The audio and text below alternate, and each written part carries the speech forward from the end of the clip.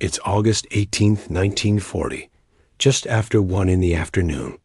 A low hum is rolling across the green hills of Surrey, England. At the Royal Air Force Base at Kenley, a young airman named David Roberts is kneeling beside a strange metal launcher. His hand is hovering just above a small firing switch. He's trained for this, but he's never actually used this system in a real combat situation.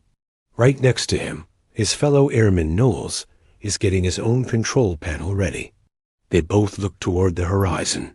Flying just above the treetops, 9 German Dornier Do-17 bombers are coming straight for the airfield. They're flying incredibly low, in a tight formation, a classic tactic to stay under the radar and catch the defenders completely by surprise. Roberts takes a steadying breath. He can see the planes clearly, now the sleek glass noses, the dark German insignia, the sun glinting off their wings. He presses the firing switch. A line of rockets ignites, shooting straight up into the sky. They pull a web of steel cables with them, which then unfold as parachutes deploy. The idea is to create a vertical barrier, a kind of aerial net to disrupt low-flying aircraft. It's a brand new defense system, improvised, experimental, and largely untested in the heat of battle. What happens in the next few moments will change how airfields are defended for years to come. It will be written about in official reports, remembered by those who were there, and studied by historians for decades. This is the start of one of the most intense days of the entire Battle of Britain, a day when RAF Kenley became the absolute focal point in the fight for control of the skies. This is the story of August 18th, 1940. This is the hardest day. Let's rewind to earlier that morning. As the sun rises through a thin layer of mist over southern England, the countryside is quiet. Farms, roads, and villages are just waking up, completely unaware of how significant this Sunday will become. For the Royal Air Force, this is just another day in what has already been a long, exhausting battle to maintain control of the air. At RAF Kenley, ground crews are already at work. Aircraft engineers are meticulously inspecting the Hurricanes and Spitfires lined up on the airfield, checking every bolt, every fuel line, every instrument. The pilots, many of them barely out of their teens, are gathered around briefing boards, listening to the morning update. The atmosphere is tense, but it's a controlled tension. Everyone knows the German Luftwaffe has been stepping up its attacks on airfields. Kenley, along with nearby bases like Biggin Hill, have become critical targets. Still, the pilots maintain their usual calm. Flight Lieutenant John Jack Ross adjusts his goggles as he walks toward his aircraft. He glances up at the sky. It's clear, bright, and blue, a perfect day for flying. But in the summer of 1940, perfect flying weather is good for both sides. Inside the station's operations room, controllers are tracking incoming data from radar stations along the coast. On a large plotting table, small wooden markers are being pushed around by operators, updating the positions of aircraft formations. At first, there's nothing unusual, just routine patrols. But that quiet isn't going to last. Around 11 a.m., the first signs of trouble appear. Radar operators along the coast start spotting scattered formations moving across the English Channel. Some look small, others larger. It's hard to tell their final destination. Then, one operator leans closer to her screen. A new formation has appeared, fast, low, and difficult to classify. She calls the information in immediately. At Fighter Command Headquarters, the sector controllers are getting swamped with information. They can't identify every group with certainty, but the patterns are becoming grimly familiar. Large aircraft are likely bombers. The smaller dots buzzing around them are almost certainly fighter escorts.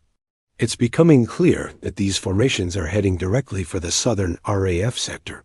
Back at Kenley, Jack Ross is finishing a quick lunch in the mess hall. The conversation is light, a few jokes, a few stories, anything to break the constant tension of waiting for the scramble order. The pilots know they could be called into action at any second. Suddenly, the intercom crackles to life. A short tone, then a voice.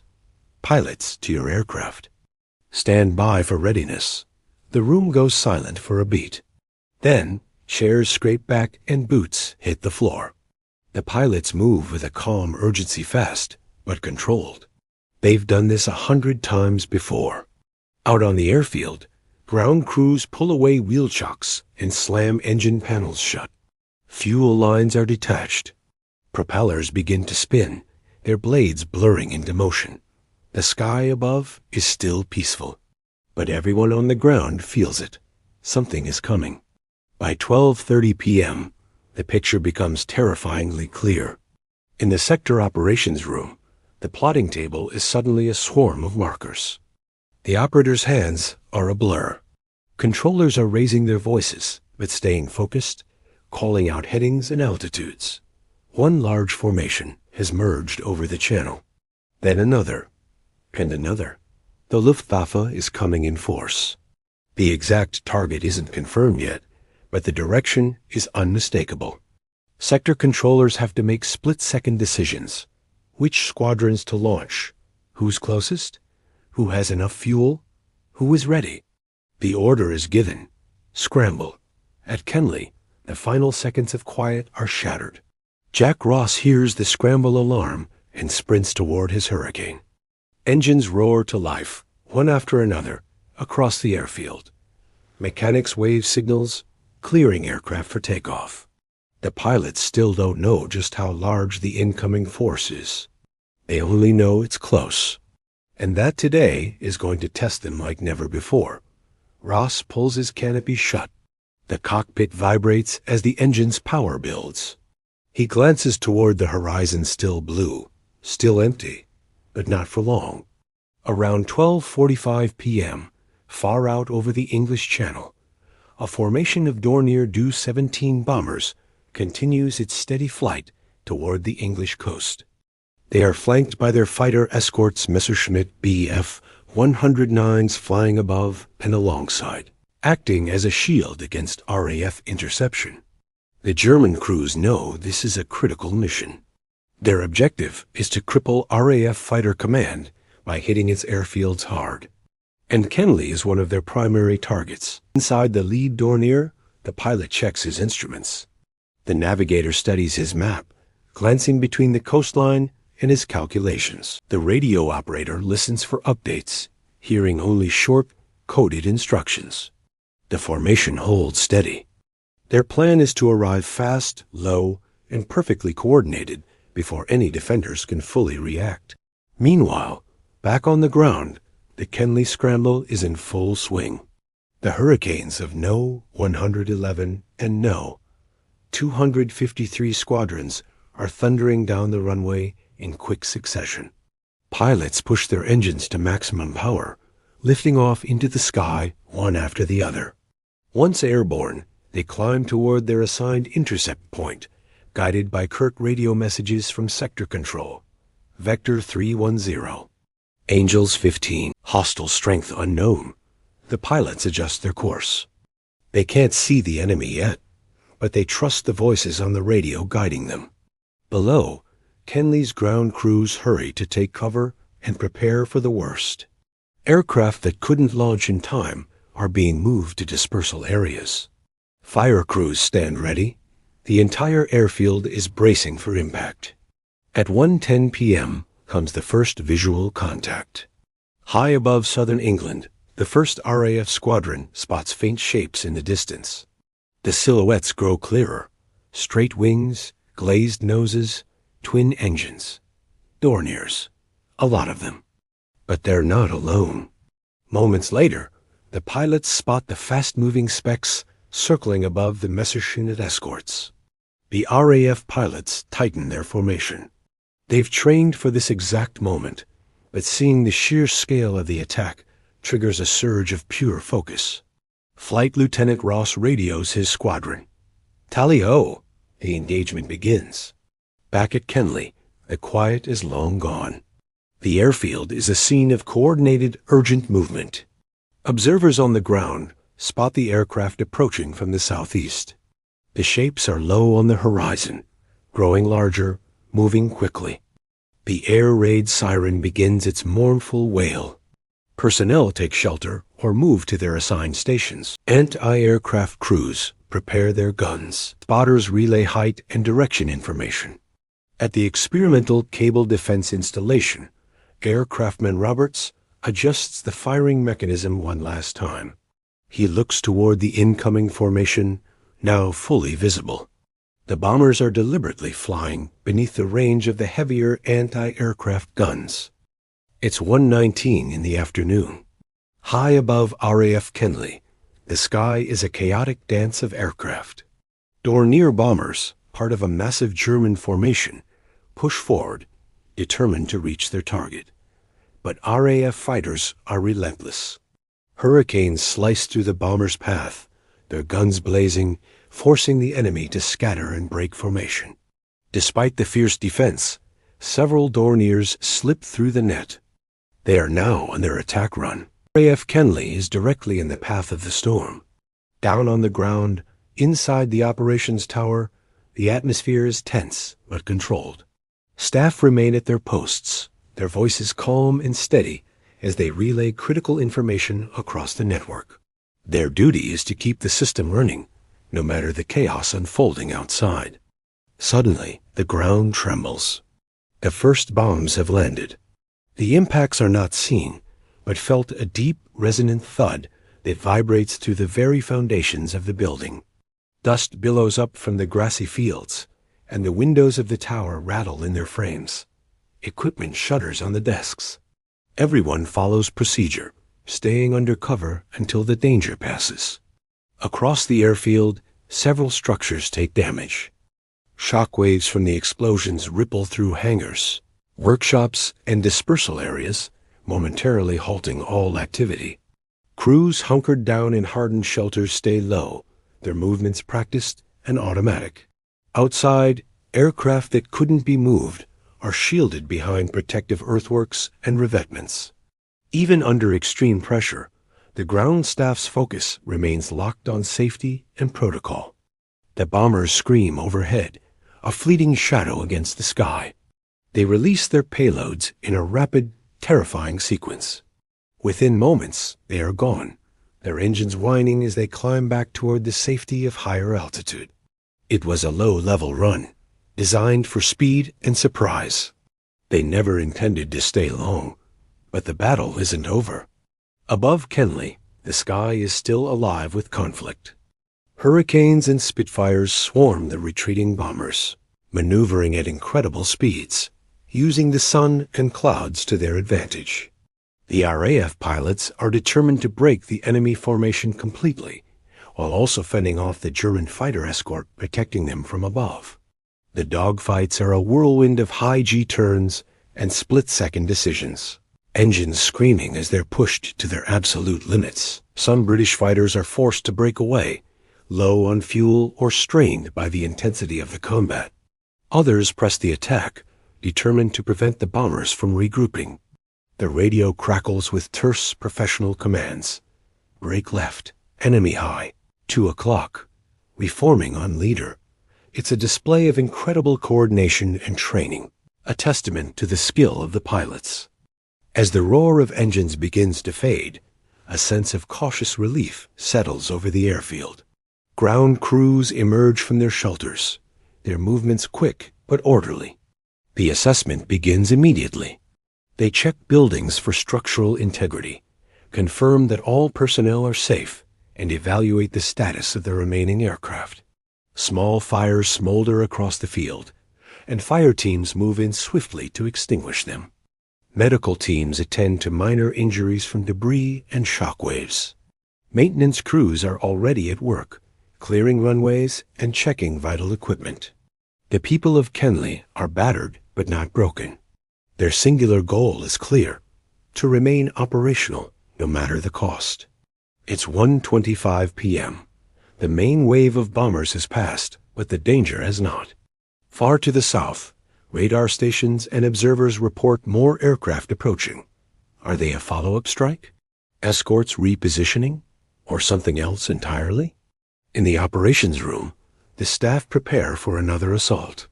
Pilots who just landed are refueling. Ground crews reset defensive positions. Spotters scan the skies, their eyes straining. RAF Kenley remains standing, active, and ready. The first strike is over, but the hardest moments of the day are still to come. By 1:30 p.m., the tension ratchets up again. On the screens of coastal radar stations, new blips appear. The signatures are smaller, more scattered, but their direction is unmistakable, heading inland toward the same sector. Operators immediately relay the new intelligence up the command chain.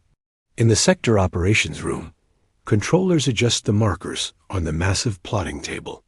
The room buzzes with renewed activity as fresh headings, altitudes, and estimated numbers are called out.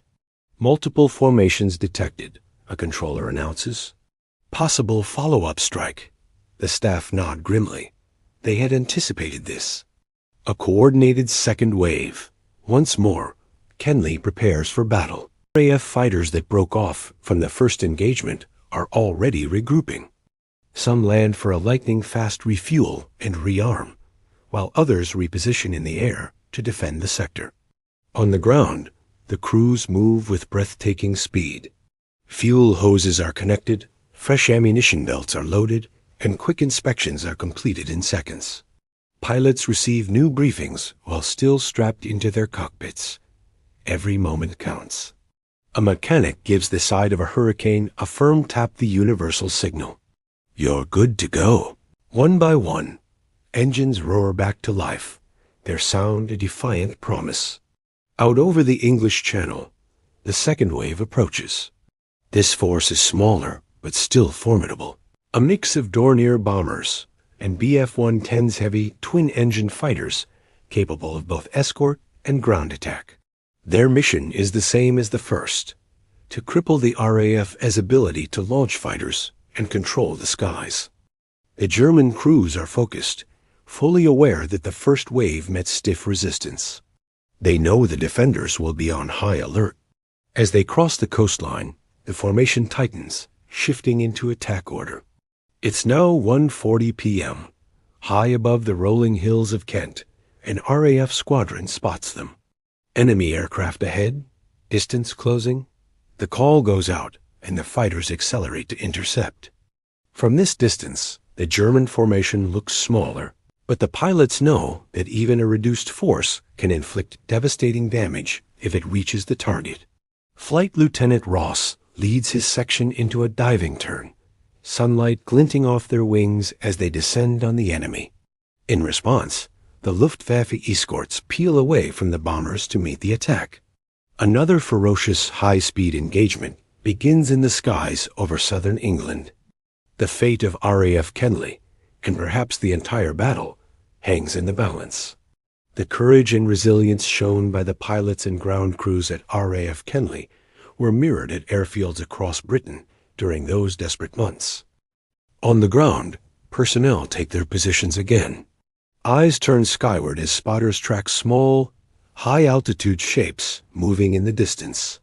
In the operations room, staff listen intently to the crackle of fighter communications, adjusting plans in real time. Ground defenses are on high alert, their equipment ready, though this second wave seems different. They're approaching at a much higher altitude, not skimming the treetops like the first. The likely targets this time? Runways, hangars, and key facilities, bombed from above. A heavy, expectant silence settles over the base. Everyone braces for what's coming next. It's 1:45 p.m. The second formation reaches the perimeter of the airfield. This isn't a low-level strafing run. It's a high-altitude bombing attack. Shadows of the bombers race across the green grass below, fleeting and ominous. Then the sounds begin. Not sharp cracks, but deep, concussive thuds that roll across the landscape. You don't just hear them. You feel them. Waves of air pressure ripple across the base, rattling windows and shaking the very ground. In the distance, plumes of dust and earth are thrown into the sky, marking the impact points. Inside the shelters, crews remain calm, a practiced discipline holding firm as they listen to the muffled explosions outside. Communications officers continue their vital work, transmitting updates without missing a beat. Fire teams stand by, ready to move at a moment's notice. The strain is immense, but RAF Kenley continues to function. Above the chaos on the ground, the Royal Air Force response intensifies. Squadrons of Hurricanes and Spitfires work in concert to tear apart the bomber formations. The Hurricanes, rugged and heavily armed, press their attacks from below and behind, aiming for the vulnerable underbellies of the bombers. Higher up, the elegant Spitfires engage the German fighter escorts, using their superior climb rate and agility to gain the advantage. The sky transforms into a complex, three-dimensional chess match of defensive and offensive maneuvers. The airwaves are a constant stream of clipped, professional radio calls. Target ahead. We're forming on leader. Watch your altitude. The relentless pressure from the RAF fighters works. They successfully force many of the bombers to release their payloads early, missing their targets, while others break formation and turn for home. While some bombs do find their mark, the overall accuracy of the second wave is severely disrupted. Kenley endures, but the day is far from over. By 1:55 p.m., the echoes of the second strike begin to fade across RAF Kenley. A thin haze of dust settles over the grass and tarmac, and the faint smell of smoke hangs in the air. The base has been hit, but it is not broken. It is still functioning. Immediately, ground teams spring back into action with a sense of urgent purpose. Fire crews race to extinguish minor blazes that have started near the perimeter. Medical staff move through the shelters, checking on anyone shaken by the explosions or affected by falling debris. Engineers are already out, inspecting aircraft shelters and hangar doors for structural weaknesses. On the runways, crews begin the critical task of clearing loose material and filling craters, ensuring that returning fighters have a safe place to land. Even as the drone of distant engines remains a constant reminder of the ongoing battle, the work on the ground continues with unwavering discipline. The mission is clear. Keep Kenley operational at all costs. Inside the nerve center, the operations room, a remarkable calm prevails amidst the chaos. Controllers move with practiced efficiency, updating the markers on the large plotting table as new reports arrive from spotters and pilots. The air is thick with the smell of warm electronics and the faint scent of chalk dust from the grid. A senior controller's voice cuts through the low hum of activity, clear and steady. Enemy formation dispersing. RAF fighters still engaged. The staff continue their crucial work, relaying information to the pilots still in the fight and guiding returning aircraft toward alternative landing sites if Kenley's runways are temporarily blocked. The communication is constant, precise, and professional. Under the immense pressure of battle, the operations team maintains a calm, steady rhythm, the very heartbeat of the entire sector. At 2:05 p.m., high above the clouds, the RAF continues its fierce but controlled engagement with withdrawing German forces. The sky is a fluid canvas of shifting formations, rapid climbs, and strategic dives. Aircraft streak through brilliant patches of sunlight as pilots track their targets, evade interceptors, and struggle to maintain formation integrity. Fatigue is a very real enemy now. Many of these pilots have already flown sorties earlier in the day. For some, this is their third engagement. Their physical and mental endurance is being tested to its absolute limit, but their coordination and training hold strong. The radio chatter remains steady, a lifeline of coordinated action. 2 aircraft breaking east. Rejoin on my signal. For escorts at higher altitude, the RAF maintains relentless pressure on the retreating bombers, ensuring they cannot regroup for another pass. The chase is on, all the way back to the channel. Back on the ground at Kenley, the response to the attack showcases a powerful sense of unity. Every single person has a role, and they perform it with a dedication that is nothing short of inspiring. Clerks become runners, carrying urgent messages between administrative blocks and command posts. Technicians scramble to repair communication lines damaged by the shockwaves of the bombs. Drivers maneuver trucks and transport vehicles, moving equipment, fire hoses, and vital supplies between dispersed shelters. Even the mess hall staff play their part, quickly preparing hot tea and food for personnel, rotating back from their posts, offering a small but welcome comfort. The day is long, incredibly stressful, and utterly unpredictable. Yet, morale remains surprisingly steady. This isn't the first time Kenley has been a target, and everyone here understands the critical importance of their role in the larger battle for Britain. By 2:15 p.m., a subtle shift occurs. Observers on the ground report that the density of aircraft overhead is thinning. In the operations room, radar operators confirm the news.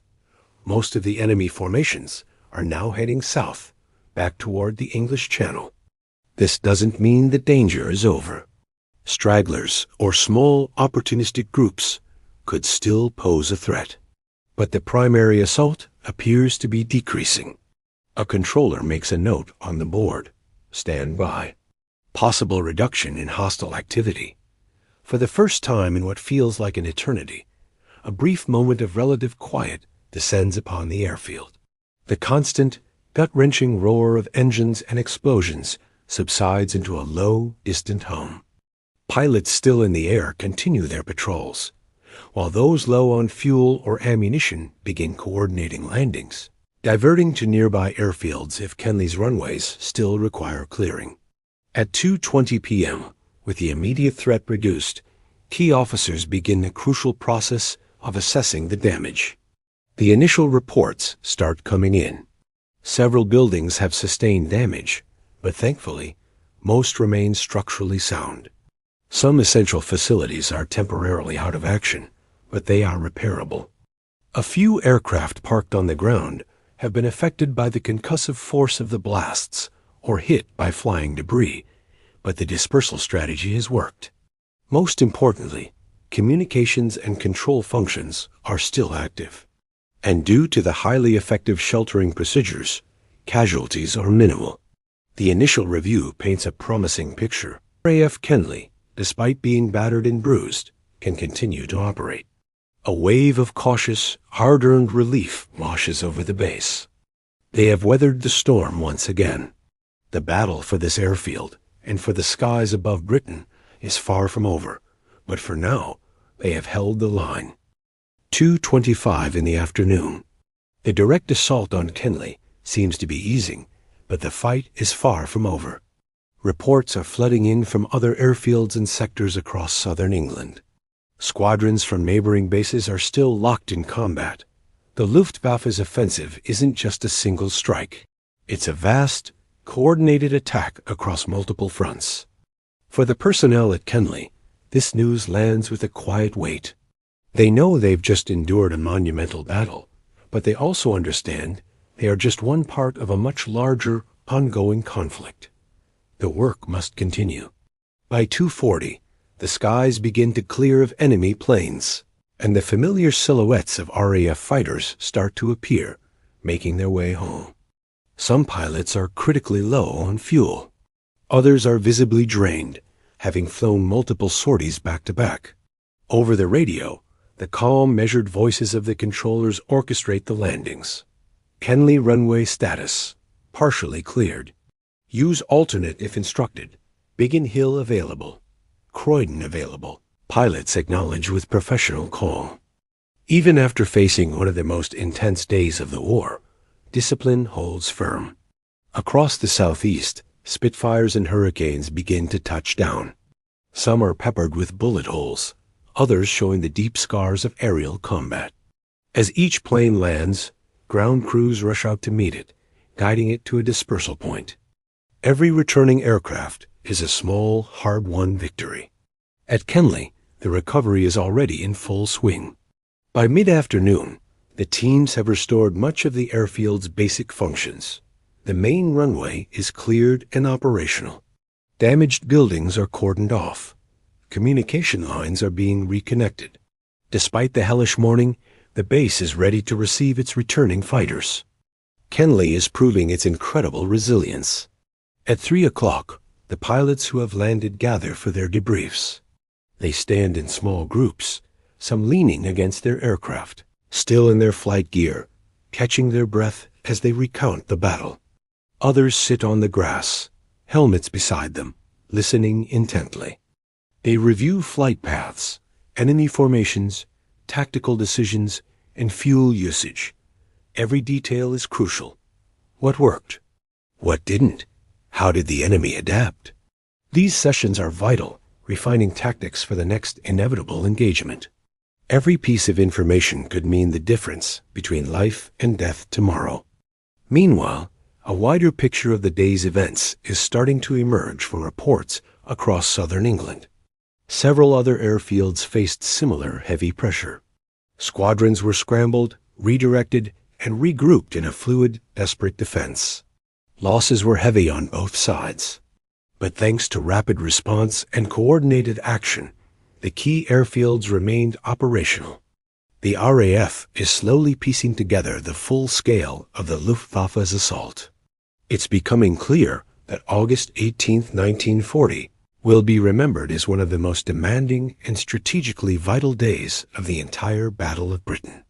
The enemy threw everything they had at the RAF, trying to shatter its ability to defend the nation. Yet the RAF, though battered and bruised, remained unbroken. As the sun begins to set over the English countryside, a relative quiet settles over RAF Kenley. The frenetic pace of battle gives way to a steady rhythm of repair and preparation. Ground crews are finishing their damage assessments. Pilots are getting some much-needed rest, but they remain on high alert, ready for evening scrambles. In the operations room, officers are compiling reports, summarizing the base's condition, while radar screens are still watched with unwavering focus. The pace has slowed, but the work never truly stops. Everyone here knows that tomorrow could bring another onslaught. But for this brief moment, they can reflect on what they've just accomplished. By nightfall, the final picture of the day is clear. Kenley was hit twice, once at low altitude and again from above. The base sustained damage, but it survived, and most importantly, it stayed operational. The RAF fighters, against incredible odds, had prevented both waves of attackers from achieving their primary objectives. But the victory wasn't just won in the air.